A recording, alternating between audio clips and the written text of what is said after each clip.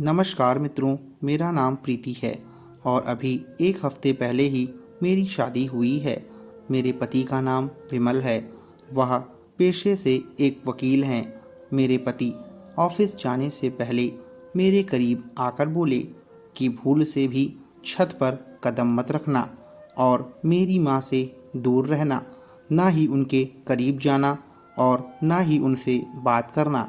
ऐसा बोलकर वो मेरा माथा चूमकर घर से निकल गए। मैं सोच रही थी कि मेरे पति ने आखिर मुझे ऐसा क्यों कहा। मेरी एक ननद और सास थी। ननद का नाम प्रिया था और वह अभी स्कूल में पढ़ती थी।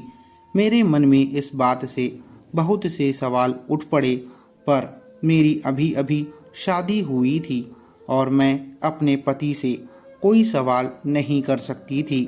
पता नहीं उन्हें कैसा लगेगा। यह सोचकर मैं चुप थी।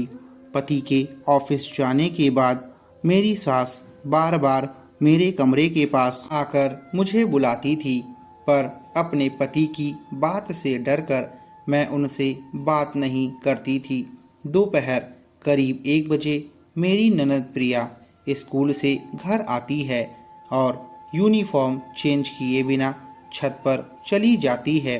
काफ़ी देर बाद नीचे आकर मुझसे बोले बिना अपने कमरे में चली जाती है।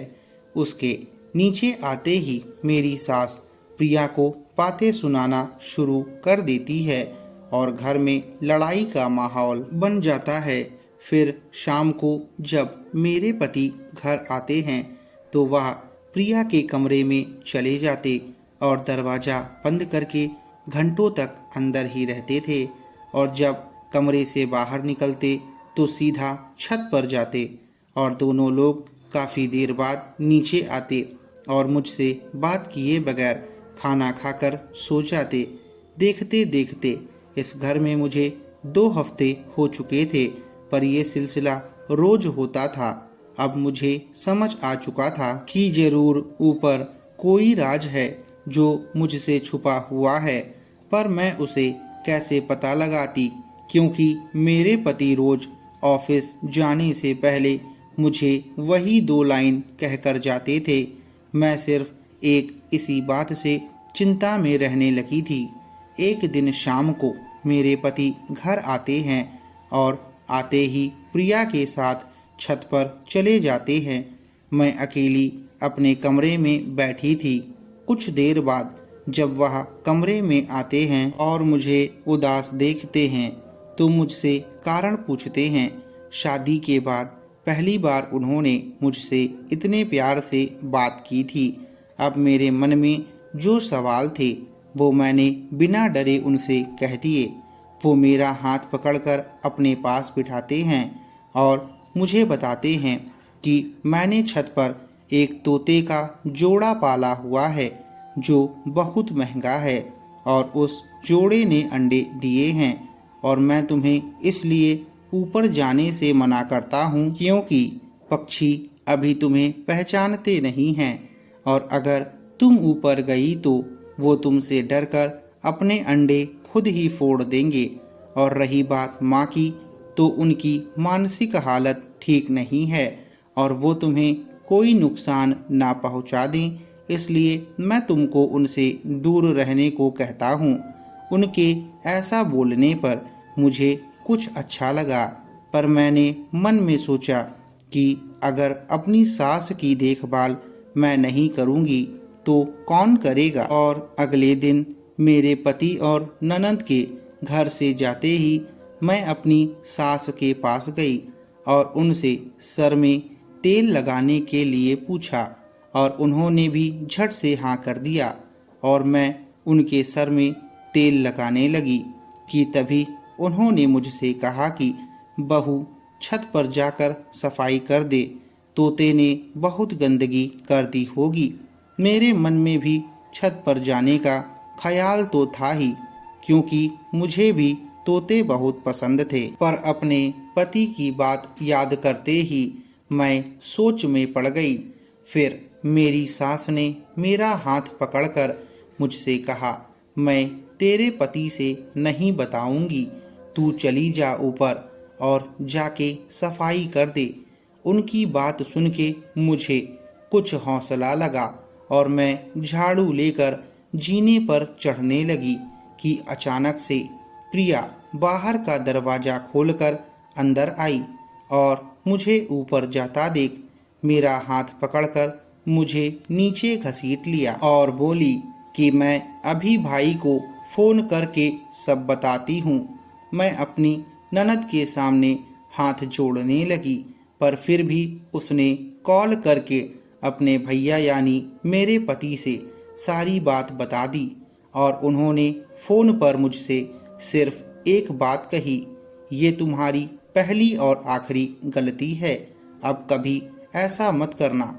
शाम हुई और मेरे पति के घर आने का समय हो गया था और मैं बहुत डरी हुई थी कि न जाने वो घर आकर मेरे साथ कैसा बर्ताव करेंगे, पर आज तो बहुत उल्टा हुआ।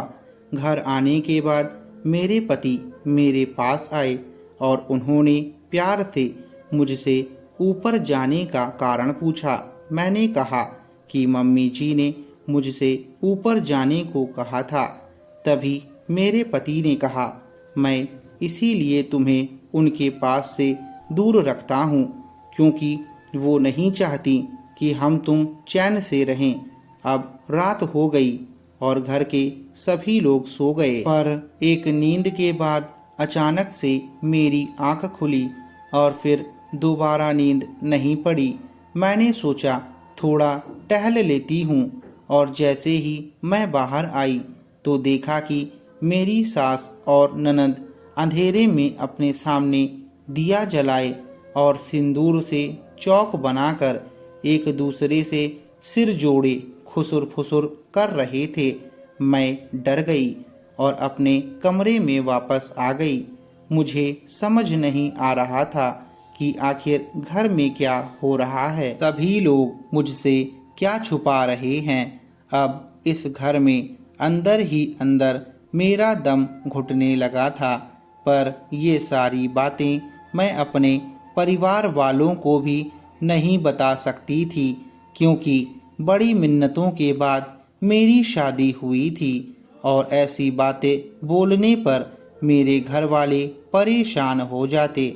सुबह हुई और मेरे पति ऑफिस जाने से पहले मुझसे बोले कि खबरदार कि ऊपर गई और माँ से दूर ही रहना। दोपहर में प्रिया आई और वह आते ही ऊपर चली गई, फिर नीचे आकर मेरे कमरे में आई और बोली, क्या भाभी आप मुझसे अभी भी नाराज हो?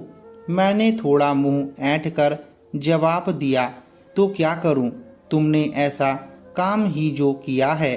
फिर प्रिया मेरे पास आई और मुझसे उस दिन के लिए सॉरी कहने लगी।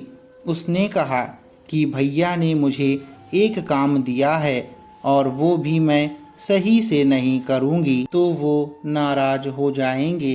अच्छा भाभी मुझे माफ़ कर दो और कुछ खाने को दो, बहुत भूख लगी है। फिर मैंने भी बड़प्पन दिखाते हुए उसे माफ़ किया और साथ में बैठ के खाना खाया। खाना खाकर मैं अपने कमरे में आई और पता नहीं कब मेरी आंख लग गई और मैं सो गई। शाम को करीब 5:30 बजे मेरी आंख खुली और जब मैंने बाहर जाकर देखा तो प्रिया, मेरे पति और एक डॉक्टर ऊपर से नीचे आ रहे थे। मेरे पति ने नीचे उतरते हुए डॉक्टर से पूछा कि सब ठीक तो है, तो उन्होंने हाँ में सिर हिलाया और बाहर चले गए। मैं जल्दी से अपने कमरे में आ गई और सोने का बहाना करने लगी। कुछ मिनटों बाद मेरे पति मेरे कमरे में आए और मुझे सोता देखकर बाहर चले गए। उनके जाते ही मैं कुछ देर में उठी और मैंने प्रिया से पूछा कि तुम्हारे भैया कहाँ हैं। मेरा सवाल सुनते ही प्रिया का मुंह सफ़ेद पड़ गया और वो हड़बड़ाते हुए बोली, भाभी अभी 6 बजे हैं और भैया 7 बजे घर आते हैं, अभी वो ऑफिस में होंगे। उसका ये जवाब सुनकर एक बार फिर मेरे दिमाग में सवालों का भंडार हो गया कि आखिर ऐसी कौन सी बात है जो पूरा परिवार मुझसे छिपा रहा है। 7 बजते ही मेरे पति घर आ गए और मैंने कुछ भी नहीं बोला। करीब 1 हफ्ते बाद अचानक से एक दिन दोपहर के समय जब घर में मैं और मेरी सास अकेले थी, तभी ऊपर छत से किसी के चिल्लाने की आवाज़ें आने लगी और धीरे धीरे ये आवाज़ें बढ़ने लगीं। आवाज़ सुनकर साफ मालूम हो रहा था कि ये आवाज़ें किसी तोते या पक्षी की नहीं हैं, बल्कि इंसान की हैं। पर मैंने आवाज़ को नज़रअंदाज किया। पर मेरी सास मेरे पास आकर बोलने लगी, जा बेटा, उसे जाकर बचा ले, चली जा, बचा ले। मैं कुछ समझ नहीं पा रही थी और मैंने ऊपर जाने से मना कर दिया, क्योंकि मैं अपने पति से लड़ाई नहीं करना चाहती थी। मेरे सामने हाथ जोड़ने पर भी मैंने अपनी सास की बातें नहीं मानी और मेरी सास हार कर खुद ही ऊपर जाने लगी और 2 जीने चढ़ते ही वह ऊपर से गिर पड़ी। मैं जल्दी से कमरे के बाहर आई और अपनी सास को उठाया। मेरी सास चुटहिल हालत में बस यही बोल रही थी कि जा बेटा, उसे बचा ले। उनके इतना कहने पर आज पहली बार मैं छत पर जा रही थी और जैसे ही मैं ऊपर पहुंची तो छत पर ना कोई पिंजरा था और ना ही कोई तोता, बस एक कमरा बना हुआ था और आवाज़ उसी कमरे से आ रही थी। कमरे के बाहर कुंडी लगी थी। मैंने झट से जाकर दरवाज़ा खोला तो एक अंदर के हाल देखकर मेरे पैरों तले ज़मीन फिसल गई। अंदर एक गर्भवती लड़की अपना पेट पकड़कर चिल्ला रही थी। मैं जल्दी से नीचे आई और डॉक्टर को फ़ोन लगाने के लिए बढ़ी तो मेरी सास ने कहा कि मैंने डॉक्टर को बुला लिया है। डॉक्टर के आते ही वह कमरे में गई और कुछ देर बाद एक बच्चे के रोने की आवाज़ आई और बाहर आकर डॉक्टर ने कहा कि लड़का हुआ है। तभी मेरी ननद प्रिया आ गई और घर में ये सब देखकर चकित रह गई। उसने जल्दी से अपने भाई को फ़ोन किया और तुरंत घर आने को कहा। तभी पीछे से उसकी भाभी ने बोला कि अपने भैया से बोल दो कि उनकी तोती के अंडे से लड़का हुआ है, आते समय मिठाई लेते आएं। ऐसा बोलते हुए वह अपने कमरे में चली गई और अपना सामान पैक करने लगी। कुछ देर में मेरे पति भी घर आ गए और सबसे पहले ऊपर गए और वहां से नीचे आए और अपने कमरे में गए। सामने उसकी पत्नी अपना सामान लेकर तैयार खड़ी थी। उसने पूछा कि तुम कहाँ जा रही हो? तो मैंने जवाब दिया कि मैं अपने घर जा रही हूँ और मुझे अब तुम्हारे साथ नहीं रहना है। ऐसा सुनकर विमल ने कहा कि तुम बैठो और ध्यान से मेरी बात सुनो। और उसने अपनी पत्नी को बैठाकर बताना शुरू किया। ऊपर कमरे में जो लड़की है वो मेरी बहन है, जो प्रिया से बड़ी है और तुम्हारी दूसरी ननद है। किसी के प्यार में पड़ गई थी और उसने मेरी बहन के साथ गलत किया और उसे ऐसी हालत में छोड़ के चला गया। मेरी बहन इस बात से सदमे में थी। उसकी ये हालत देखकर मेरी माँ ने अपना मानसिक संतुलन खो दिया। मैंने बहुत जानने की कोशिश की पर कुछ पता नहीं चला कि आखिर मेरी बहन की ये हालत किसने की है। मैं तुमसे एक मदद चाहता हूँ कि अगर तुम मेरी बहन से थोड़ी दोस्ती बढ़ा पाओ तो शायद मुझे पता चल जाए कि ऐसा किसने किया है, क्योंकि उसने प्रिया और मुझसे कुछ नहीं बताया है।